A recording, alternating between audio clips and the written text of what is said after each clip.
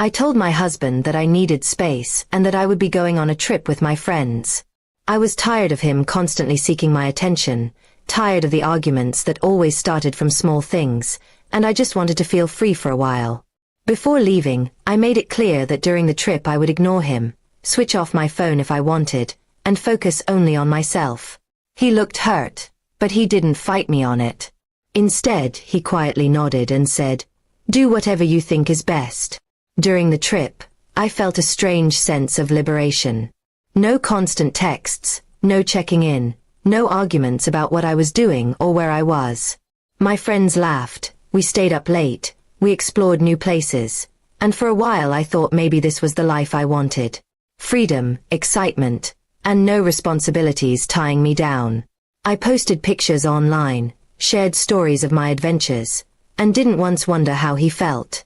When I returned home, I expected a cold husband, maybe a long fight, maybe even tears. But instead, something I never imagined was waiting for me. Sitting in the living room wasn't just my husband, it was a man in a suit with a briefcase. My husband stood up calmly and said, "This is Mr. Harris, my divorce lawyer." My heart dropped instantly. I laughed nervously at first, thinking it was some kind of joke. But my husband's face was serious, cold even. The lawyer opened his case and pulled out papers. "We've already prepared the documents," he said. "Your husband would like to proceed with divorce." I felt dizzy. It was like the walls were closing in on me. I tried to speak, but my husband stopped me. He said, "When you told me you'd ignore me, I realized I've been ignored for years. You didn't just ignore me during this trip.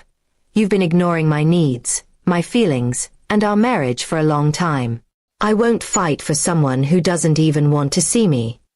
His words hit me harder than anything else ever had. I tried to explain that I only needed space, that I didn't mean to hurt him so deeply. I said I thought he'd wait, that he'd understand. But he shook his head. "Marriage isn't about pushing each other away," he said. "It's about choosing each other, every single day. And you chose not to." Tears filled my eyes as I remembered all the moments when he tried to reach out, the little things he did to show me he cared.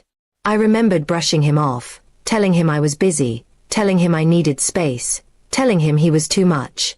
It all came rushing back like a storm, and for the first time, I realized what I had done. The lawyer gave me the papers and said I didn't have to sign them immediately, but the process had already started. My husband turned and walked upstairs, leaving me alone in the living room with the divorce documents staring back at me. I wanted to run after him, to beg, to scream, but my legs wouldn't move. My pride and my fear kept me frozen. Over the next few days, I tried everything. I cooked his favorite meals, I sent long messages apologizing, I begged him to give me another chance. But he was distant, polite, and unmoved. He wasn't angry anymore, he was done. And that was even worse than anger.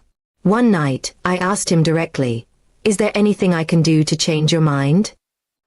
He looked at me for a long moment and said, "No, because the moment you decided I wasn't worth your time, you answered that question yourself." Then he walked away again, leaving me shattered. I had always thought he would never leave me, that no matter how much I pushed him, he would stay. But I had taken his love for granted. I mistook his patience for weakness, when in reality it was strength, the strength to finally walk away when he had nothing left to give. The day the divorce was finalized, I signed the papers with trembling hands. He didn't even stay in the room while I signed. The lawyer shook my hand and left. The house felt colder than ever, and for the first time in years, I felt truly alone. Weeks passed, and life went on, but I couldn't escape the emptiness. My friends who had been so eager to travel and party moved on with their lives, while I was left staring at the ruins of mine. I realized that freedom without love meant nothing, that excitement fades but the loss of someone who truly cared for you cuts forever. My husband eventually moved out, starting fresh somewhere new. I never saw him again, except once from a distance, walking with someone else, looking happier than he had ever looked with me. That was the moment I knew I had lost him forever. Not because of betrayal, not because of someone else, but because of my own choices. And so, the trip that was meant to give me freedom instead gave me the harshest lesson of my life. Love isn't about ignoring someone when it's convenient. It's about showing up, even when you don't feel like it. I learned that too late. By the time I came home, love had already left me behind.